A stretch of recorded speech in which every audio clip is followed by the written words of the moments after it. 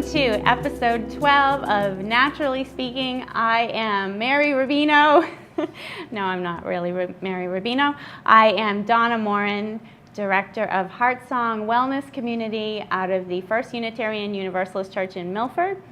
But this week, we are turning the tables, so to speak, and I am interviewing Mary Rubino, and I thought it was a great idea to do this because Mary always is asking other people about their stories, but turns out Mary has a pretty inspiring story herself, so I thought she should share it with us. So Mary, welcome to your own show today. Thank you very much. Yeah, and thank you for having me. I feel honored to be the one to interview you today. So I have, kind of your bio here and your notes, but I wanted to ask you, you are from Medway, and I always think, today everybody moves away after they graduate. They move away and sometimes never come back. But you are born and bred here in Medway, and so what's that like? What's still the same about Medway, do you think? Well, I moved back to Medway 4 years ago when I bought my family's home. Okay. My maiden name was Ham, so it's Mary Ham. What's the same? I wouldn't think there's a lot that's the same because I was away for about 30 years. Okay. So, I still walk down the park like I did when I was a kid. I have a lot of my family lives in Medway. My brother does, my aunt does, my sister does. They all live in Medway. And then there's, a core amount of people that I still know from here. But it was just coming back home was the most important thing to me. So that's really what it's about, why I'm back in Medway. And I just live right down the street, so. That's so cool. And were you able to meet up with a lot of the same people, or?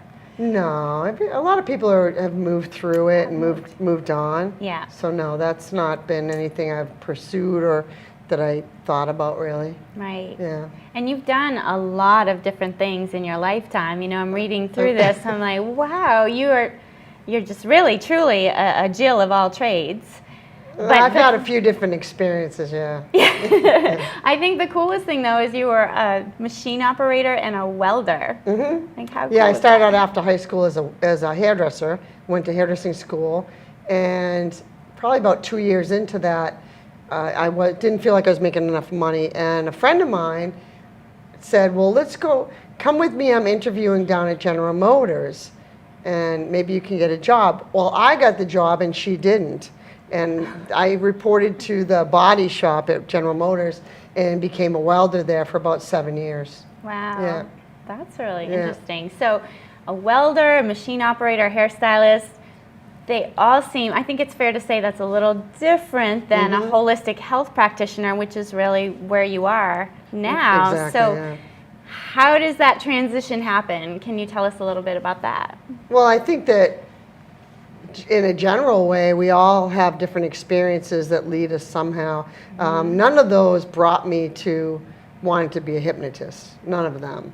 What brought me to want to be a hypnotist was much more personal than that. It was going through an illness, actually several illnesses, and learning how to use my thoughts, direct my thoughts was really very important for me.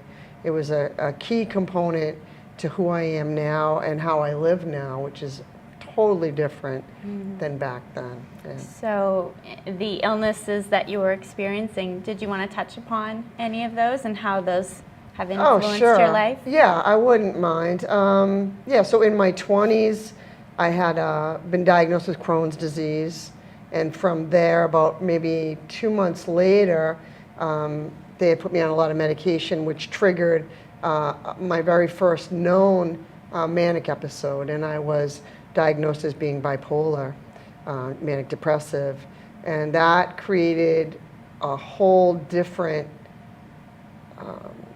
experiences for me. So through that, I had to learn how to manage my thoughts, and I can't say that I did a really great job with that. I think I did the very best I could until that 20 plus years of being on medication created my kidney failure. And then was, it's kind of like push came to shove. and I had to really up my game and learn a lot about myself, and also about how to live a good life. I mean, how to live a healthy, unbalanced life, because I don't think anybody lives a balanced life. I'm sorry, but I think we all live wonderfully unbalanced lives. We have these ebbs and flows. We have our harvest, and we have our time when we're planting, when we're starting out on something new. So I think the best thing that I know of is learning how to manage your thoughts and how to direct them. And it became something that I learned how to do when I was going through dialysis for 3 years, and when I went through my transplant.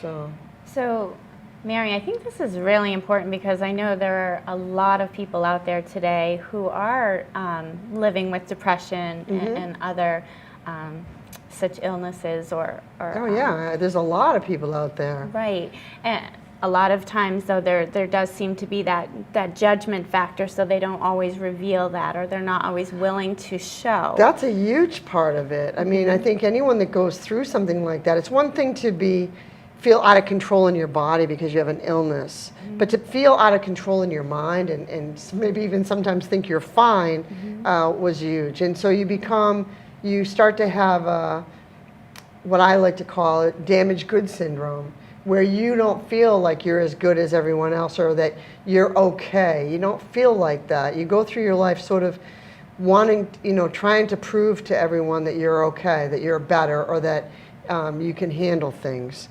And it really creates quite a problem for a lot of people because, like, for instance, trying to care for the world and not for yourself, to kind of try to compensate for that. And so in my practice now, I probably have about 90% of the people that see me are coming for anxiety and stress. And I'm like, why is people come to see me for that? It's because I do have that experience. I do know exactly how it feels to have an anxiety attack, having a panic attack. I know what it feels like to be depressed, very deeply depressed. And I know that there is an answer out there and there is a solution. And thank God for that it is that way.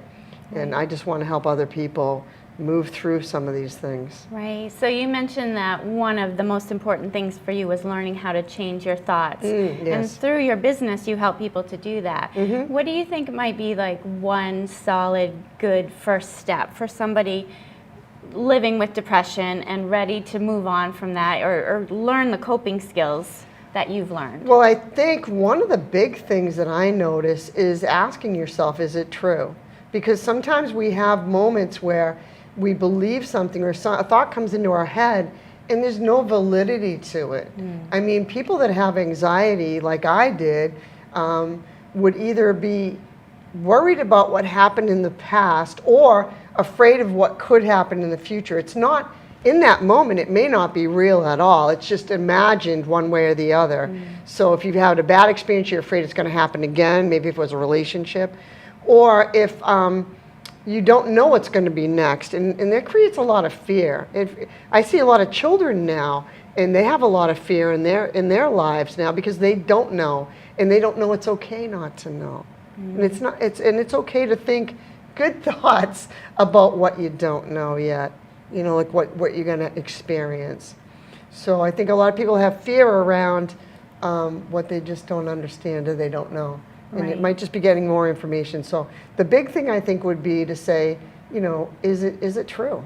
Right. Is what I'm going through really true? Or am I just heading down a slippery slope and thinking thoughts that don't serve me? Right.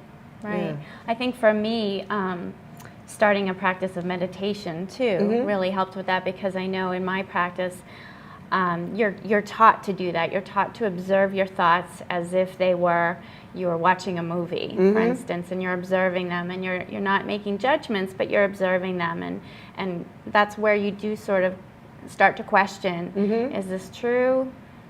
Is this real? And then move the thought away and return to your breath, and then keep working. Yeah, meditation is very powerful as a tool, but hypnosis for me has been a very solid thing because I'm not watching my thoughts, I'm directing them. It's very different.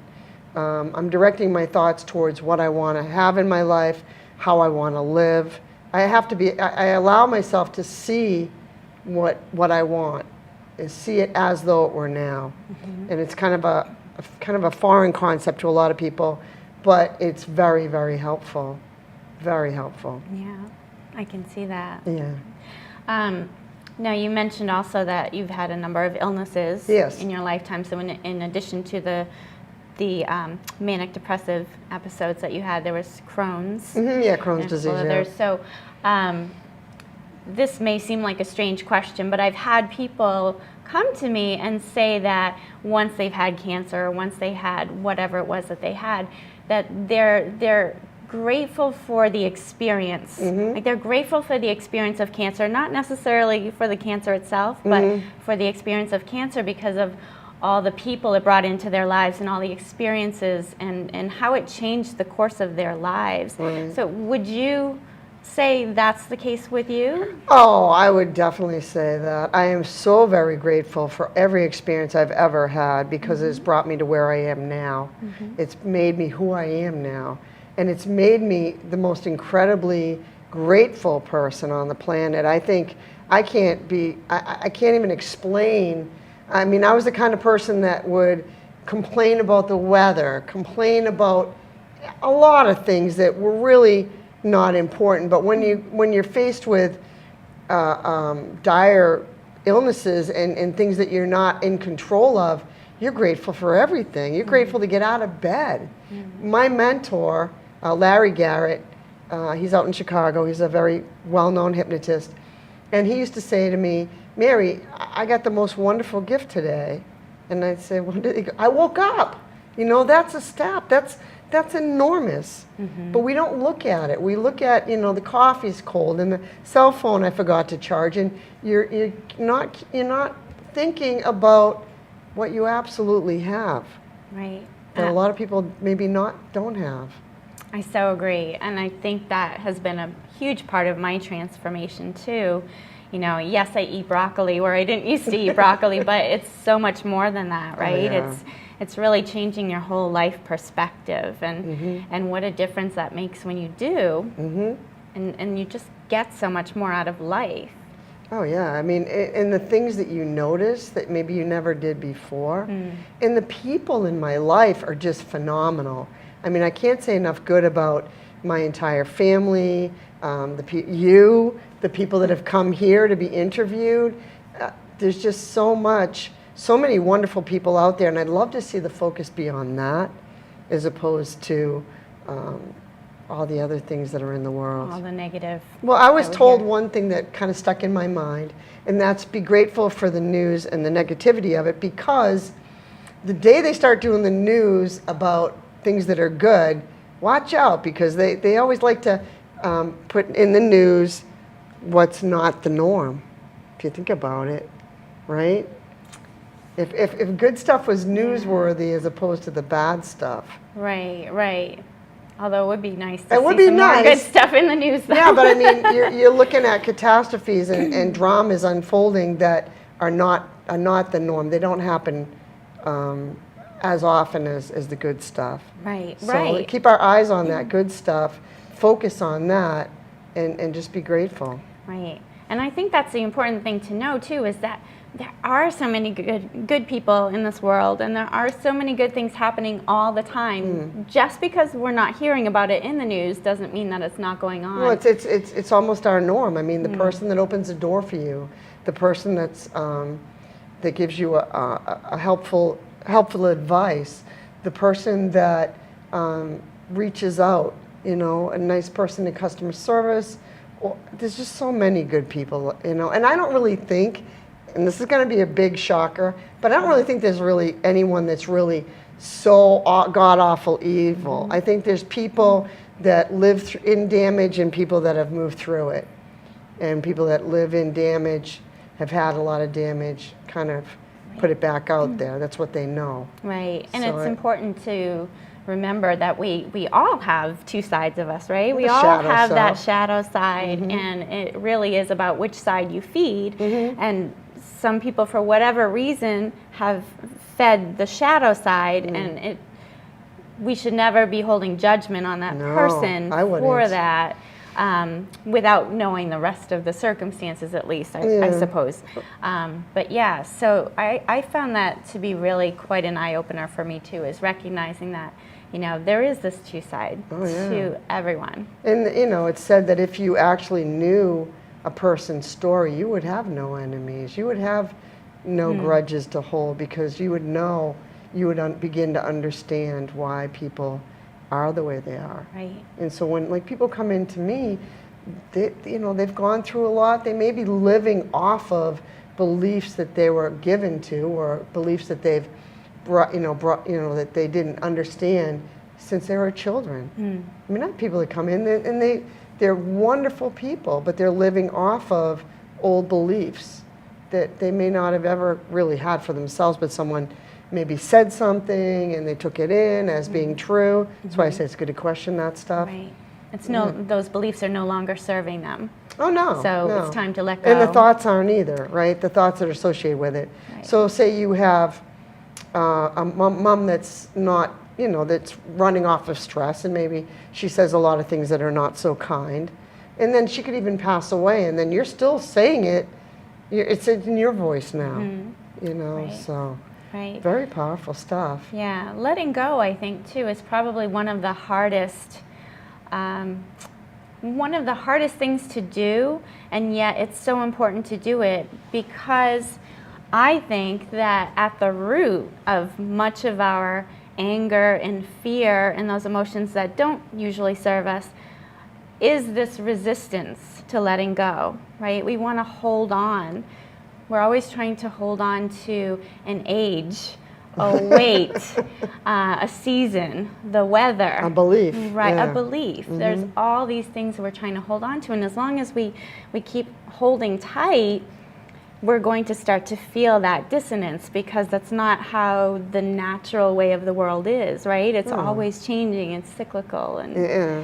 You're carrying a lot of bricks, you know. You got a lot of things that you're carrying that you don't need to take with you into your present or in your future. Right. Drop those bricks. Yeah, I mean, and people actually will lose weight when they start to let go of things that don't serve them, and thoughts about themselves that are not true. Which you mentioned earlier, and this is a really important point too, because I believe this as well. Before you can let go of the weight, you usually have to let go of some other belief that's not serving you, and really start to love yourself as you are Exactly. first. Yeah. Right? Which a lot of people have a hard time with. People have a lot of hard times with that, because they may believe something about themselves. It's the same with, kind of like we were talking about the news, where, you know, people will look at themselves and they'll pick out that one thing and make themselves wrong. You know, I mean, really? Wait, I mean, that can be an issue, but it's not the underlying issue. It's how you feel about yourself. Right. It's whether you love and appreciate yourself for who you are and who you want to be. Right. You know, so yeah, it's a lot of that. Yeah, It's a because when real we're lot. not feeling good about ourselves, that's when we often turn to food. Well, as we a turn to all comfort, kinds of things, right. All kinds of things, right? Yeah. That's where addictive behaviors tend to. Well, people are succumb. looking for comfort, and where they find it originally is where they'll normally go over and over and over again. So if you're in a stressful situation, your emotions try to tell you, you know, this isn't right, this isn't good, you know, and you don't listen, or you want to mask that, you know, you want to escape how you feel. You'll go to all sorts of things to get out of that, but it doesn't go away. Right. It comes back over and over again Right. until it's dealt with. Right, which is why if you go into a weight loss program having this belief and not dealing with that first, you're more likely to put that weight back on Yeah. once those feelings start to arise again, because you never really addressed that core. The core issue is feeling. not, it's not, a lot of times it's not even looked at. You know, people will jump through hoops to try and feel better. I think I think that's really what the bottom line is. No matter what someone comes to me for with hypnosis, the bottom line is people just want to feel good. They want to feel good in their mind, they want to feel good in their body, their spirit. They want to feel okay. And when they don't, they'll go out of their way Right. It's a matter to of comfort or distract yourself, Right. whatever way that works. Exactly. Until you hit a wall and then it doesn't work. So, Right. I mean, I love what I do because I've seen it work in my life. I've seen it work in a lot of people's lives, and it's just so powerful. It's just such a great thing. So Okay. that's what drives my bus. Yeah, and you had mentioned earlier too about gratitude and how you have this practice of gratitude in your life. So I wonder if you could touch upon that a little bit, because I think sometimes there's a misconception about gratitude that when you live a life of gratitude, you're always supposed to be happy and chipper and smiling and rainbows and unicorns. You know? You're not? And I know, right? Well, that doesn't happen. Yeah. And I think there's definitely more of that when you're in a practice of gratitude, but it's not about denying your feelings when you do feel frustrated or you do feel sad. So could you talk about that a little bit? Yeah, I could definitely talk about that. The moment I started to be grateful for everything I had in my life, it made a lot more room for more good things. Does that mean you don't have a bad day or you don't own it? It's okay to entertain some bad thoughts or some negative thinking if you choose to. I mean, I think a lot of times happiness is a choice. Being angry is a choice. I was actually in a relationship at one point where I was very angry, and the person turned to me and said, "Well, let me know when you're done." And I was on fire, right? And I said, "Just tell me when you're all done, because I know this won't last forever, so let me know when you're all set." Right. And I fumed, and the next thing I knew, I was laughing about it because it really didn't deserve my time or my energy. So yeah, you have thoughts that come in, you get frustrations. Give voice to them if you need to, but then make the best choice for you. Right. I think that's a big part of it too, is that the difference is that you don't dwell in those feelings. God, no. You don't stay there. You don't ruminate. It doesn't deserve it. Right. It does not deserve your time. Right.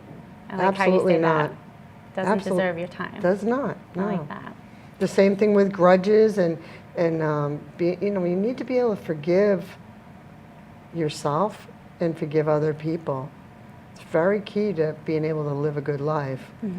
The moment you hold on to an anger or resentment towards someone, it's like, I love to say this, it's like eating poison and expecting someone else to feel it. They're not going to feel it. Right. You're going to hold on to this. It can eat you alive. It's just not good for you. Right. And it's not as though you've never had a time when you didn't want forgiveness.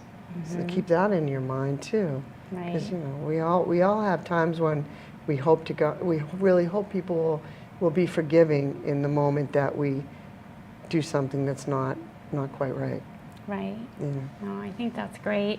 And I also learned something about you too, that you're into organic gardening. Yes, I am. So I would love to hear, because I'm a newbie gardener. I've been doing this for a couple of years now. Yeah. And my tip would probably be, do not let your lettuce grow into towers, tall towers, because you don't score more lettuce.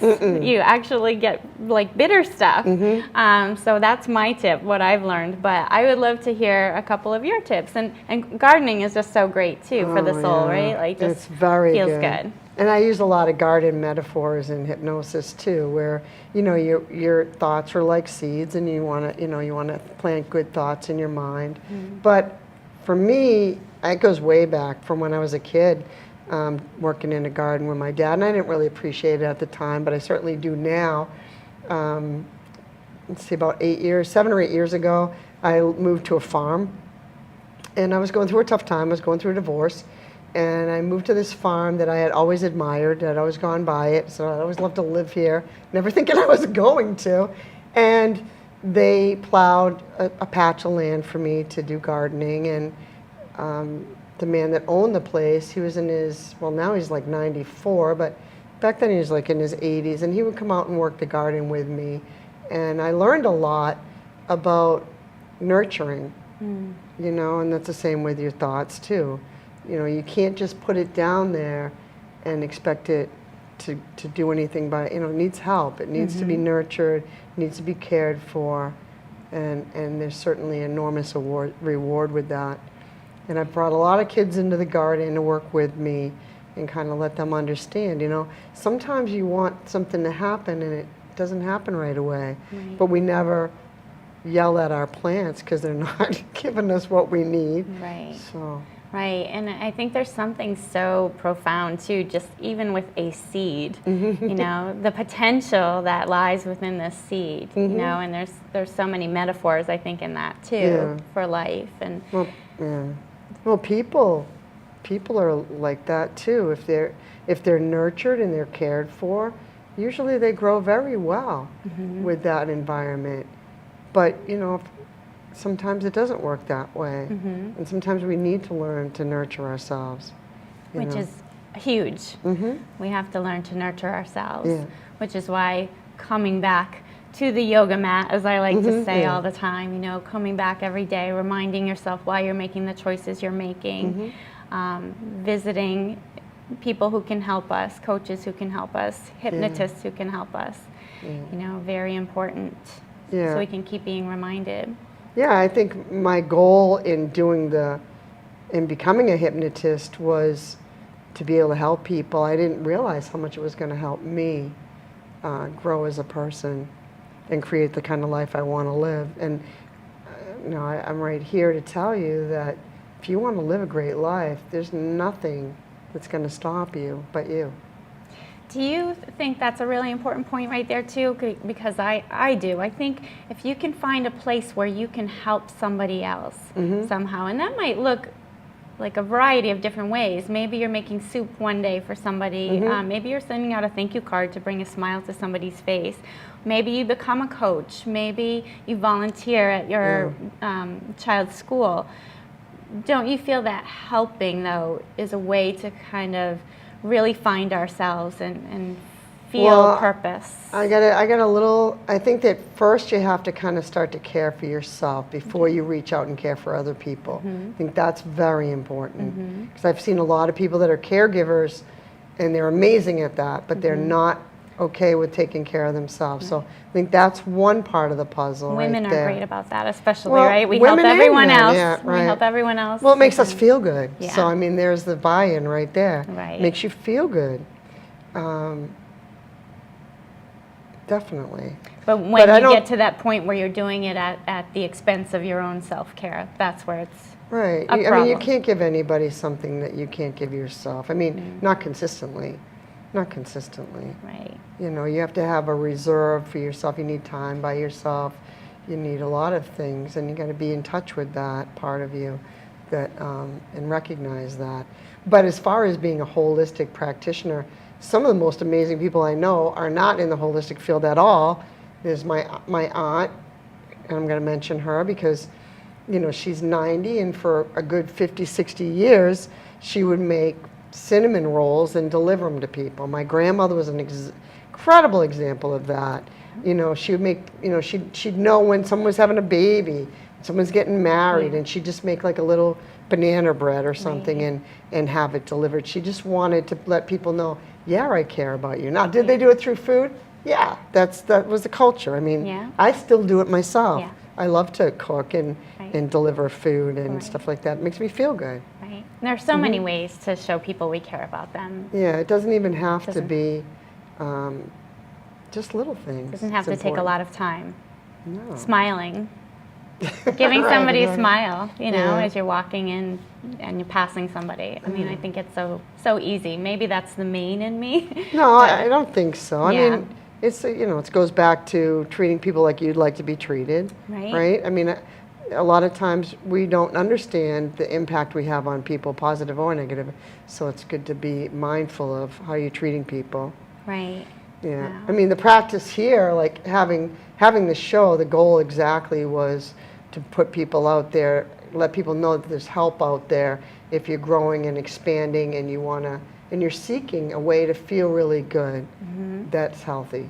So do you have one story at all from your practice that has really inspired you, or something that happened over the years, or maybe you have many of them and you can't even recall at the moment, but well, I do have one that kind of sticks in my mind. I had a woman come to me to quit smoking.